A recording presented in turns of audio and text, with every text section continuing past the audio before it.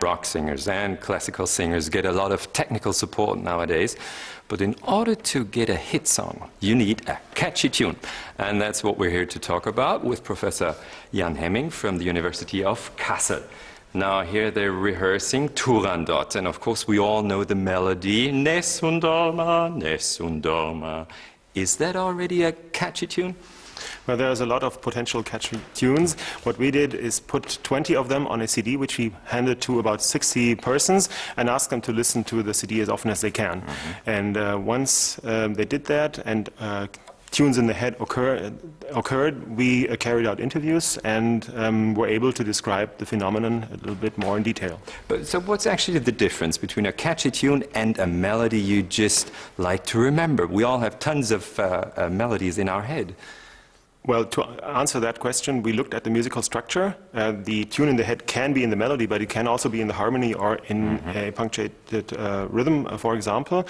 And the first thing we tried to find out was the number of internal repeats within a song. So how many times does a segment get repeated that potentially causes a tune in the head. And you probably suspected that the more often it's being repeated, the better it sticks in our head.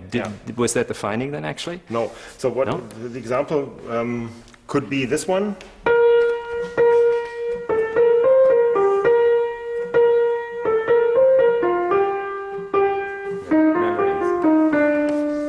This only occurs 5 or 6 times within the piece.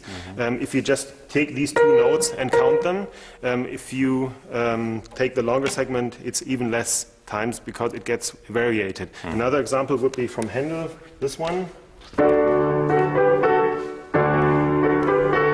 Again, it appears only 5 or 6 times in the piece, but there's one very short motif in it which gets repeated over 40 times.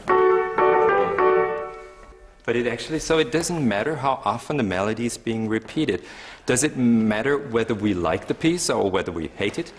Well, both cases occur, but we found that in about 2/3 of the cases, it's the pieces we prefer where tunes in the head occur.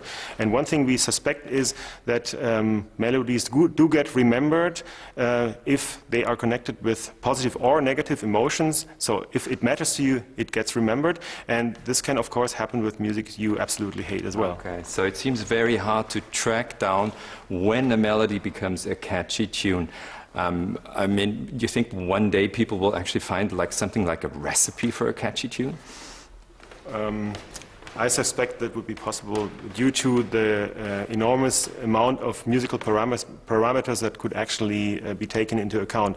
There is, as I said, tunes not just with melodies, it's with sounds, tunes with rhythms, and also like the combination of all those elements eventually makes a good tune. Are you haunted by a catchy tune sometimes? I'm haunted by catchy tunes just as often as anybody else. Which is quite a lot. And it happens very often. Thanks a lot for the talk, Professor Jan Hemming. It was my pleasure.